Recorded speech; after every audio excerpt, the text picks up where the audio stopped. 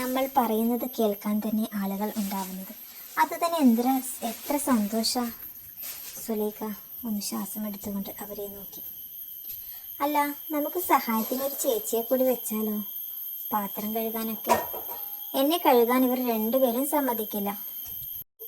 ഇവർ കഴുകുമ്പോൾ എനിക്ക് സങ്കടം വരിക, അതുകൊണ്ട് പറഞ്ഞതാ, അവൾ രാധാമയും നബീസുമയും ചൂണ്ടിക്കൊണ്ട് പറഞ്ഞു.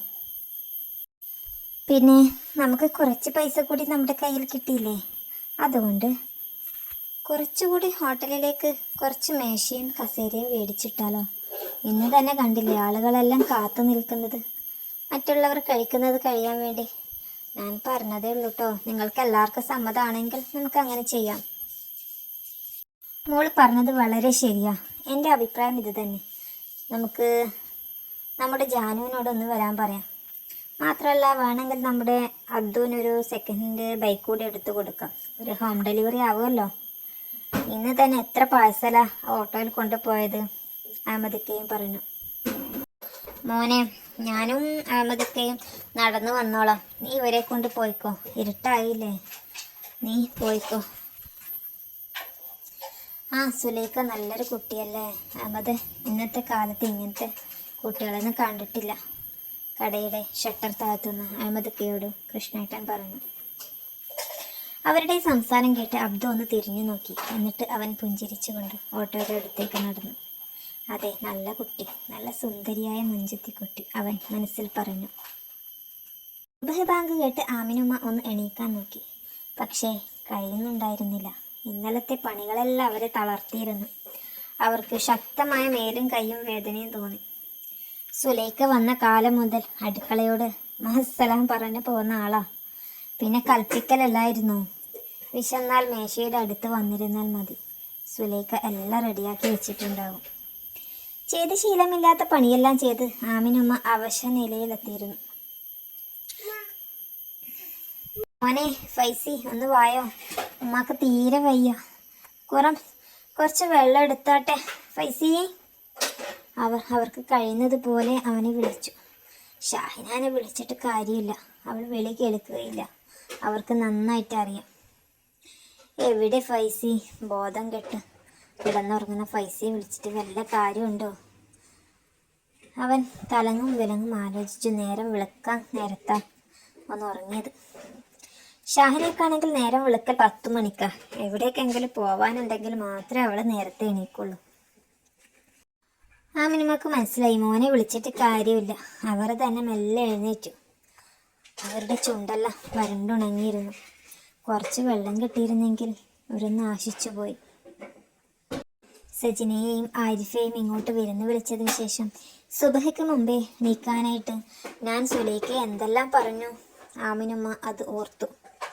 അവളെ അടുക്കളയിൽ കാണാനിട്ട് റൂമിൻ്റെ വാതിലിൽ പോയി അടിച്ചപ്പോൾ ഒരു പൊട്ടിന് തന്നെ അവൾ വാതിൽ തുറന്നു. സുബഹ് ബാങ്ക് കൊടുത്തു എന്ന് അറിഞ്ഞില്ല തമ്പുരാട്ടി, മുഖത്ത് വെയിലടിക്കോളം കിടന്നിറങ്ങാൻ ഇത് എൻ്റെ പുരമൊന്നല്ല, അല്ലെങ്കിൽ അതൊന്നും ശീലം ഉണ്ടാവില്ല. അതിന് നല്ല തറവാട്ടിൽ പിറക്കണം. കുപ്പത്തൊട്ടിയിൽ നിന്ന് വന്നവർക്കൊന്നും ഇത് മനസ്സിലാവില്ല.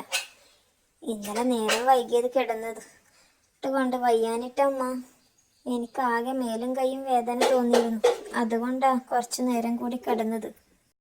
എൻ്റെ നാടകമൊന്നും എൻ്റെ അടുത്ത് നടക്കൂല, വേഗം പോയിട്ട് ചായ ഉണ്ടാക്കിക്കോ, എൻ്റെ നിസ്കാരം കഴിയുമ്പോക്ക്. അതും പറഞ്ഞ് അവളുടെ കയ്യിനൊരു അടി വെച്ചു കൊടുത്തു. ഇപ്പം എൻ്റെ വേദന മാറിയില്ലേ? ആമിനും ഒന്ന് പൊട്ടിച്ചിരിച്ചു. ഒരു മേലും കൈയും വേദനക്കാരി വന്നിരിക്കുന്നു.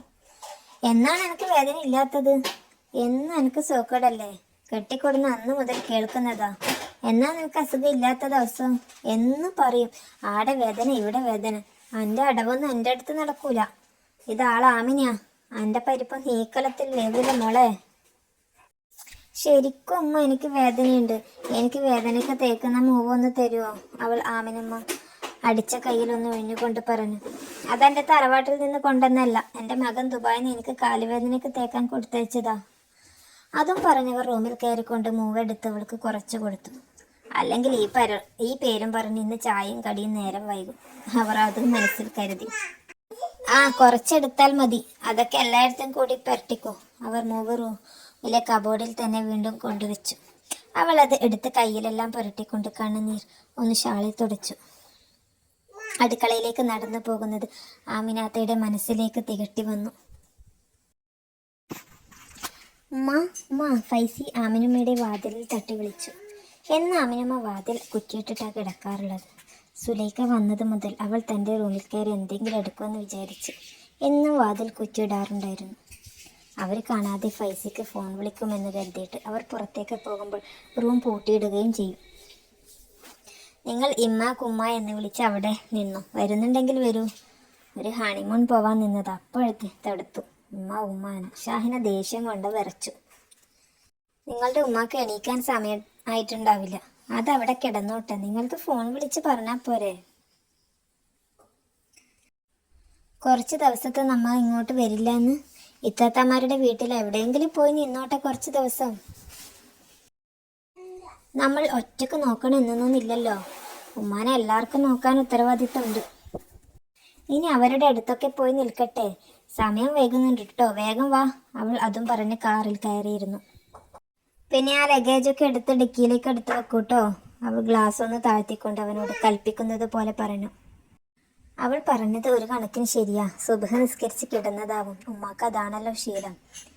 ഷാഹിനാനെ പിണക്കാൻ പറ്റില്ല. അവളുടെ ഉപ്പ വാളെടുത്ത് വരും. പോകും വഴി ഉമ്മാക്ക് വിളിച്ചു പറയാം ഫോണിൽ. അവനൊന്ന് ആലോചിച്ചു കൊണ്ട് പറഞ്ഞു.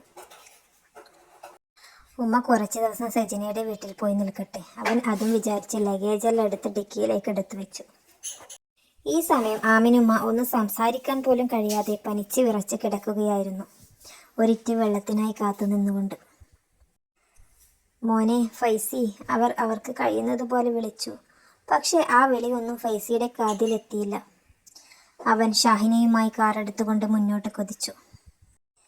അവൾ വിചാരിച്ച പോലെ പ്ലാൻ എല്ലാം വർക്കാവുന്നത് കണ്ട് അവൾക്ക് സന്തോഷമായി. ഇനി ഉമ്മാന്റെ ശല്യം കുറച്ച് ദിവസത്തിന് ഉണ്ടാവില്ല. ബാക്കിയെല്ലാം പിന്നെ നോക്കാം. അവൾ ആഹ്ലാദത്തിന്റെ കൊടുമുടിയിലെത്തി. അവൾ ആ സന്തോഷത്തിൽ അവനെ കെട്ടിപ്പിടിച്ച് അവന്റെ കവിളൊന്ന് വലിച്ചു പിടിച്ചു. ഷാഹിന, നീ എന്തായി കാണിക്കുന്നത്? ഇത് റോഡാ. ഇപ്പോൾ തന്നെ വേറൊരു വണ്ടിയുടെ ചുവട്ടിൽ പെട്ടേന്. അവനൊന്ന് അവളോട് കയർത്തു. അല്ലെങ്കിൽ തന്നെ അവൻ ഉമ്മാനോട് പറയാതെ പോന്നിട്ട് ഒരു മനസ്സമാധാനം ഉണ്ടായിരുന്നില്ല. ഈ ഫൈസിക്കാക്ക് ഒന്നും അറിയില്ല, റൊമാൻസ് അറിയില്ല, അവർക്കൊന്നും അറിയില്ല. അവൾ അവനെ കുറ്റപ്പെടുത്തി. ഈ നട റോട്ടിലാണോ നിന്റെ റൊമാൻസ്? അതിനൊക്കെ നേരവും കാലം ഇല്ലേ? അല്ലെങ്കിൽ ഞാൻ ഇതൊക്കെ ആരോട് പറയുന്നു? ശല്യം. അവനൊന്ന് വാഹനത്തിന്റെ സ്പീഡ് കൂട്ടി. അവൾ അവനെ ചോദ്യം ചെയ്തത് ഇഷ്ടമായില്ല. അവൻ പെട്ടെന്ന് അവളോട് തിരിച്ചടിച്ചു. അല്ലെങ്കിൽ നിങ്ങൾക്ക് എന്നോട് ഇഷ്ടമില്ലല്ലോ. എൻ്റെ നിർബന്ധത്തിനല്ലേ എന്നെ കല്യാണം കഴിച്ചത്, അല്ലാതെ നിങ്ങൾക്ക് എന്നെ ഇഷ്ടമായിട്ടില്ലല്ലോ. ആ മച്ചിയായ സുലൈക്കയല്ലേ നിങ്ങൾക്ക് ഇഷ്ടം? അവളേക്കാൾ എത്രയോ ബെറ്റർ അല്ലേ ഞാൻ? പിന്നെന്താ നിങ്ങൾ ഇങ്ങനെ? അവളൊരു മോഡേൺ ആണോ? അവളൊന്ന് ഒരുങ്ങി നടക്കോ? അവൾ നന്നായിട്ട് സംസാരിക്കോ? ഒന്നിനും കൊള്ളാത്തൊരു ജന്മം. ഒരു സുലൈക്ക വന്നിരിക്കുന്നു. യാത്രയുടെ മൂടേ പോയി. നിങ്ങൾ എന്നെ എവിടേക്കും കൊണ്ടുപോകണ്ട. ഞാനൊരു ഹണിമൂണിനും ഇല്ല. എന്നെ എൻ്റെ വീട്ടിലാക്കി തന്നേക്ക്. നിങ്ങൾക്ക് ഞാനൊരു ശല്യല്ലേ? അവൾ അവളുടെ കരച്ചിൽ ആരംഭിച്ചു. അവളുടെ കരച്ചിൽ കേട്ടപ്പോൾ ഫൈസിക്ക് കമ്പമീശ പിരിച്ചു നിൽക്കുന്ന ഷാജഹാനെയാണ് ഓർമ്മ വന്നത്. എൻ്റെ മോളെ കരയിപ്പിക്കുകയെങ്ങാനും അല്ലെങ്കിൽ ഉപദ്രവിക്കുകയോ ചെയ്താൽ ഞാൻ ആരാണെന്ന് നിനക്ക് കാണിച്ചു തരാം. ആ വാക്കുകൾ അവൻ്റെ മനസ്സിൽ മുഴങ്ങിക്കേട്ടു. ഇന്നലെ രാത്രി തന്നെ ഉറങ്ങിയിട്ടില്ല. അതിൻ്റെ തലവേദനയുണ്ട്. ഈ പെണ്ണിനെ കൊണ്ടുള്ള തലവേദനയും. അവൻ ദീർഘശ്വാസം എടുത്ത് അവളെ ഒന്ന് നോക്കി. അവൾ അവനെ ഒന്ന് നോക്കിക്കൊണ്ട് വീണ്ടും കരച്ചിൽ തുടങ്ങി. പടച്ചോനെ, ഇതെന്തൊരു പുലിവാല! വേലിയിൽ കിടന്ന പാമ്പിനെ തോളത്തിട്ട പോലെയായി. ഈ കുരുപ്പിന്റെ കരച്ചിൽ ഇനി എങ്ങനെ നിർത്താനാ? ഫൈസിൻ തല ഒന്ന് ഒഴിഞ്ഞുകൊണ്ട് പറഞ്ഞു. മോളെ ഷാഹി, ഇക്കാന്റെ മോള് കരയാ. നീ നല്ല കുട്ടിയല്ലേ, കാണാനും അതിലേറെ സുന്ദരി. ആളുകൾ കാണില്ലേ, അതുകൊണ്ടാണ് ഞാൻ പറഞ്ഞത്. അല്ലാതെ എൻ്റെ മോളെ എനിക്ക് ശല്യമൊന്നുമല്ല. അവൻ വണ്ടി ഒന്ന് സൈഡാക്കി അവളെ തലയൊന്നും തലോടിക്കൊണ്ട് പറഞ്ഞു. അവൾ അവനെ കെട്ടിപ്പിടിച്ചു. ഫൈസിക്കാൻ എനിക്ക് എന്ത് ഇഷ്ടമാണെന്നറിയോ? നമുക്ക് ആരും വേണ്ട ഫൈസിക്ക, നമുക്ക് ഒറ്റയ്ക്ക് മതി. അവൾ അവൻ്റെ പോക്കറ്റിൽ കിടന്ന ഫോൺ മാറ്റിവെച്ചു.